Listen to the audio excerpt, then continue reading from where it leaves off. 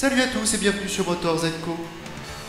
Aujourd'hui on reçoit Thibaut, 31 ans, développeur, qui va nous présenter son incroyable moto, une Black 7 125 de Mash. Mais attendez, ça ne vous rappelle rien?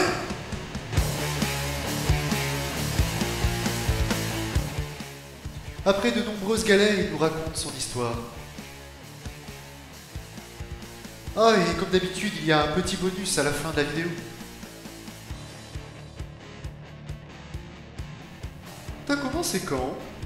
Alors j'ai commencé la moto il y a un tout petit peu plus d'1 an et demi. J'étais le déclencheur, j'étais coincé dans les bouchons en voiture. Je sortais du travail à la Belge et je suis resté coincé 40 minutes au même endroit. C'est honteux! Je ne pouvais plus bouger. Et à ce moment-là, je me suis dit plus jamais je reste coincé comme ça. Et donc j'ai vu qu'avec un permis voiture et une formation de 7 heures, on pouvait conduire une 125. Donc je me suis dit c'est bon, achète une 125. Pourquoi t'as acheté ça? J'ai acheté cette moto parce que franchement elle en jette. Je trouve le look magnifique, elle a un super look vintage, très chromé. Moi j'aime beaucoup le look de cette moto. Principalement pour ça que j'ai acheté cette moto. Tu l'as payé combien? Je l'ai acheté à 2500 €. Tu la conseilles à qui? Je conseille cette moto pour tous les gens qui font de la ville parce que elle est très bien. En dessous de 70 km/h, c'est parfait. Une moto, elle est un peu péchue. Bon, c'est pas non plus une moto très coupleuse, hein. C'est que 11 chevaux et poussière. Mais voilà, pas trop de périph', beaucoup de ville. Ça, pour ça, elle est bien. Elle est très agile. Tu roules beaucoup? Je roule énormément avec. Je vais au travail tous les jours avec, tout le temps, toute l'année. Et qu'il pleuve, donc quand il gèle, j'hésite un peu quand même. Mais oui, je roule tous les jours avec. Ouais. Je suis dans les bouchons tous les jours et cette moto me sauve bien une demi-heure le matin et une demi-heure le soir. L'entretien, ça va? Oui, l'entretien pour l'instant, je m'en sors très bien puisqu'elle est encore sous garantie. Donc j'ai juste les vidanges tous les 4000 km à faire. Alors Mash, c'est pourri? On peut peut-être le dire quand même. En tout cas, moi je le pense, puisque sur cette moto-là, je ne sais pas si c'est une malchance ou si c'est tout pareil, mais j'ai eu énormément de pannes. Voilà. J'ai eu beaucoup de problèmes électriques. C'est pas possible! Beaucoup de problèmes.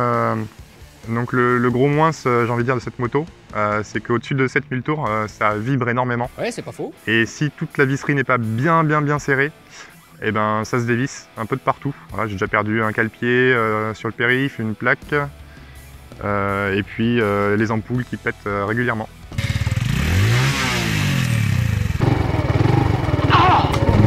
Le maître cylindre, ils me l'ont changé 3 fois.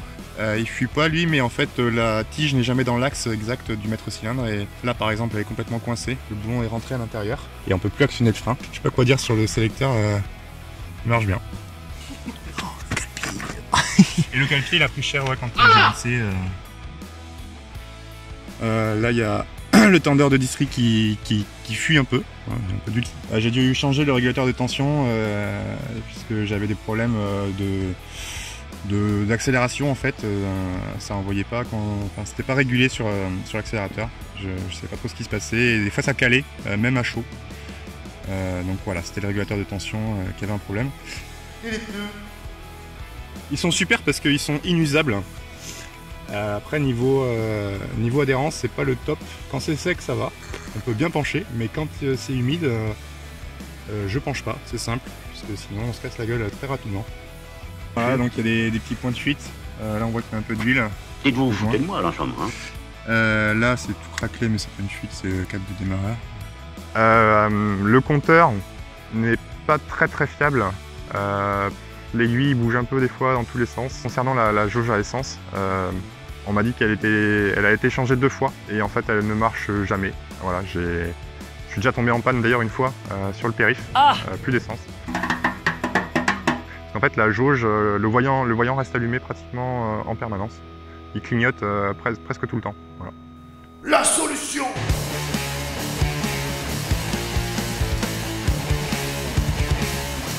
Alors par contre, Mash ont un très bon service d'après-vente puisque alors moi j'ai acheté cette moto chez X Motors concessionnaire à la Belge. Et ils ont toujours été adorables avec moi. Ils ont jamais pinaillé. À chaque fois qu'il y avait quelque chose à changer, ils l'ont changé. Mash derrière ne râle pas du tout, il renvoie les pièces. Voilà. La garantie est très bien prise en compte. Tu regrettes? Franchement, non.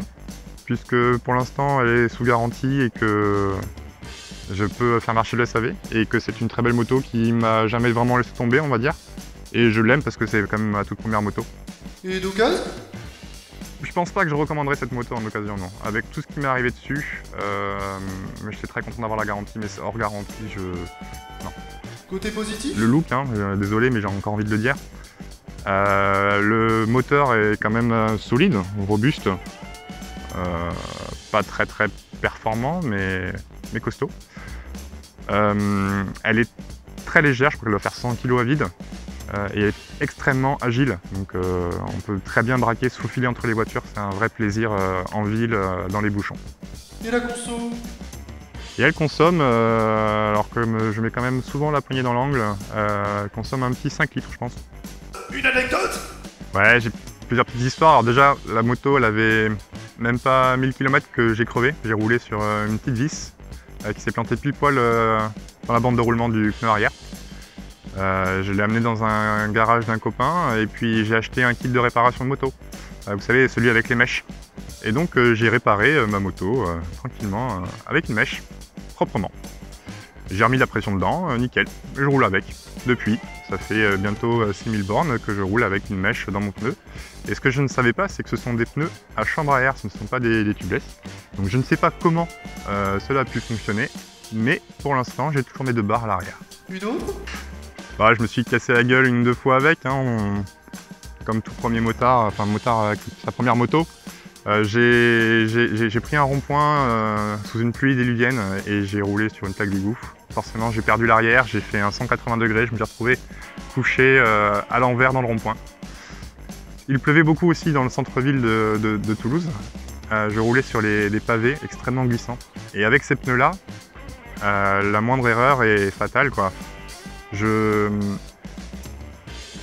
tournais légèrement, j'ai fait l'erreur de toucher mon frein avant et la moto s'est couchée direct, j'ai glissé sur 10 mètres. J'ai râpé mon cale-pied, j'ai tordu un petit peu le guidon, mais rien de méchant. Et accessoirement, oui, j'ai perdu des pièges, j'ai perdu mon cale-pied arrière et ma plaque sur le périph'. Alors le gros cube?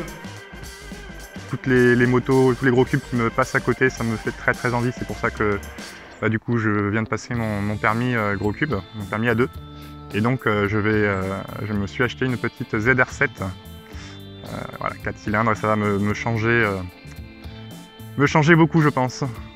Merci Thibaut et bonne route à toi. Merci à vous, à très bientôt. Et maintenant, place au bonus trop génial, waouh!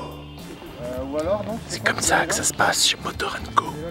Motor & Co, c'est avant tout un esprit. Là, et comme le soleil sera là, ça sera pas possible. D'accord, un dodan et tu finis sur les dents. Hein. Je crois que ça va faire mal.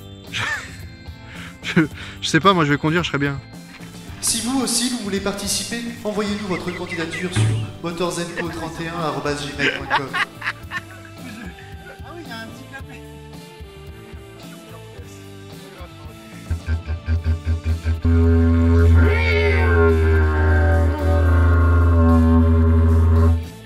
J'espère que vous aurez passé un bon moment. Pensez à laisser un petit pouce bleu.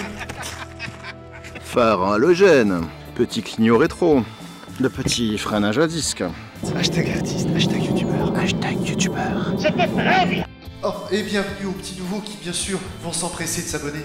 Complètement à bientôt sur Motor & Co.